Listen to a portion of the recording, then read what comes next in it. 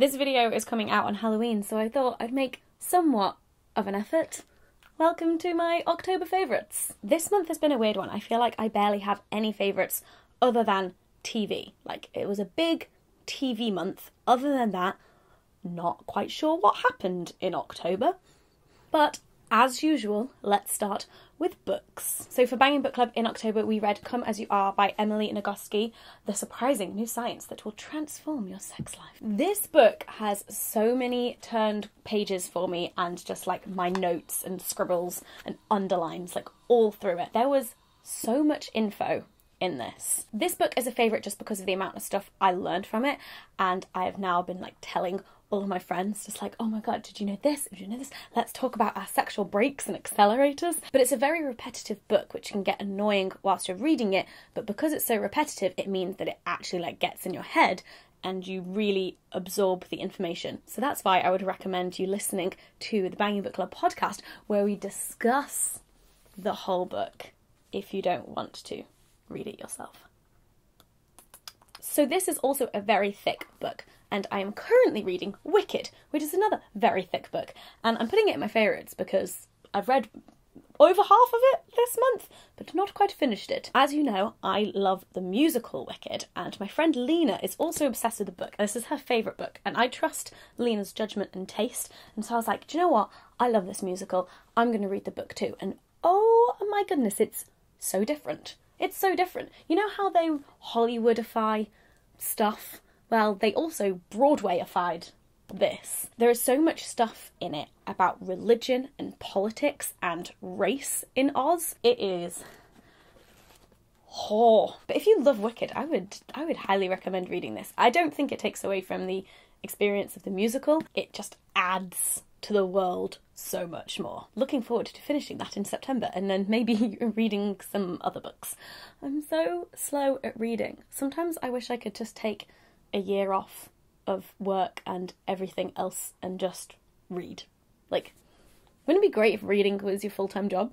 So as I said, October was a big TV month. First of all, I watched Big Mouth. So Big Mouth is a new animated Netflix show about a bunch of 12, 13-year-olds going through puberty.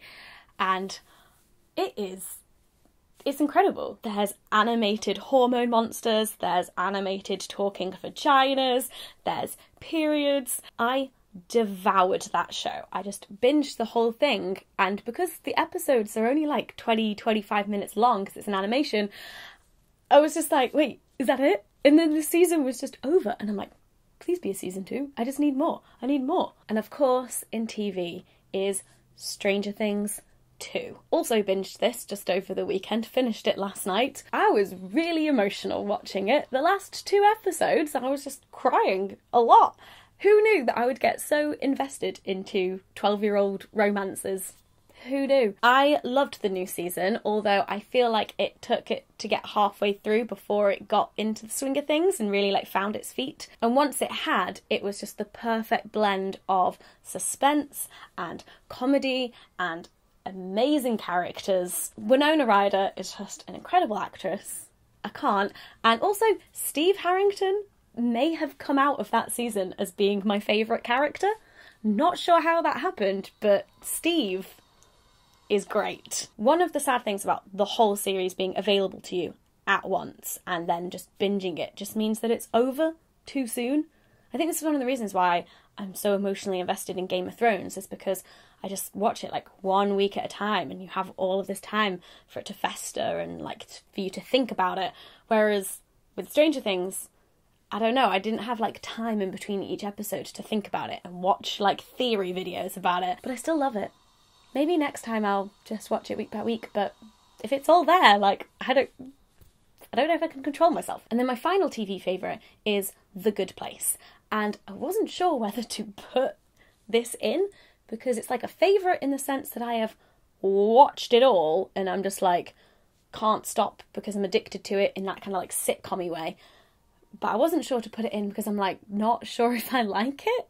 I'm really confused about it. Someone explained to me how meta it actually is and how clever it is, but I just did not pick up on that.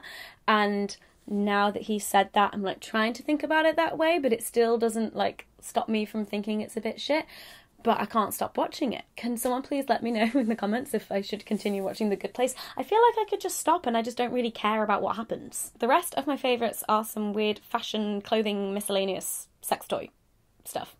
You're welcome. So after me and Riyadh filmed the video where we talked about male sex toys, Tenga actually invited me to a brunch event of theirs where they were releasing like a new toy, and it was like a press event. And Tenga are a Japanese sex toy company and they have loads of male sex toys, and I got gifted a lot of them. I end up handing out a lot of sex toys to friends because, you know, your girl can't use them all. But one of the male sex toys that I was introduced to that wasn't mentioned in the Riyadh video because I did not know about it at the time is, it literally says Easy Beat Egg. The idea is that you open this up and inside is like a squidgy hat thing, and then it's got a sachet of lube in it as well, and you put the lube in and then that goes over a dick and you...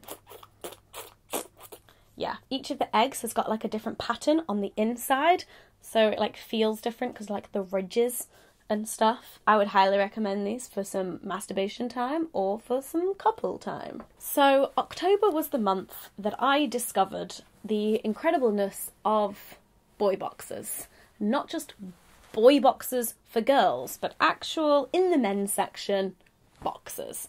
And now I'm the proud owner of some boxers, and oh my god, I love these. Like, why do women have to wear like the most uncomfortable underwear? These are glorious. So I dressed up as Claire Underwood for Halloween, and I bought a few pieces for my outfit, and one of them was this coat, and I found it in a charity shop, and oh my goodness, look at it.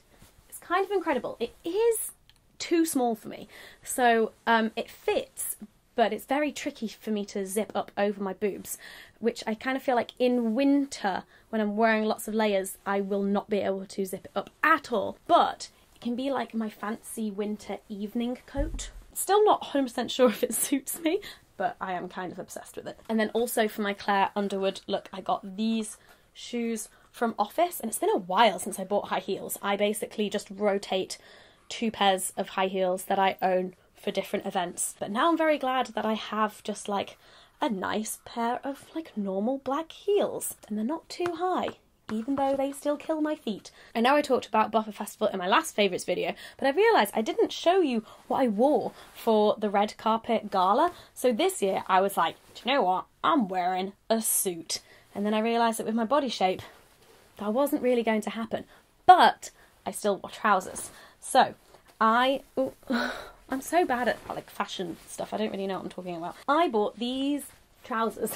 They look great. They are wide leg. I like, oh, and they have like these hooky, fastening things that like go down the centre. High-waisted, wide leg, very cool. I'm into it. And then with them, I wore this like strappy golden sequin. I now own like 3 things that are just 100% sequins, and I'm like, do I have a problem? Anyway, both of those things I got from ASOS. And that's it really. I told you, not much happened in October. And I'm actually attempting to do NaNoWriMo in November, which is where you try and write a novel, 50,000 words of a novel, in 30 days. So I don't know if anything is going to happen in November either. We shall see. Wish me luck.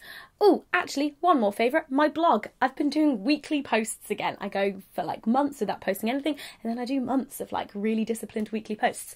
And this is one of those times where it's like disciplined weekly posts. So, hannahwitten.com. Go there. I write and talk about stuff. Alright, thanks for watching this video. Please give it a thumbs up if you enjoyed it. And don't forget to let me know in the comments what things you've been enjoying this month. Anything that you think I should check out. What did you think of Stranger Things? Have you watched it all yet? Tell me. And don't forget to subscribe because I make new videos every week, and I'll see you soon. Bye bye.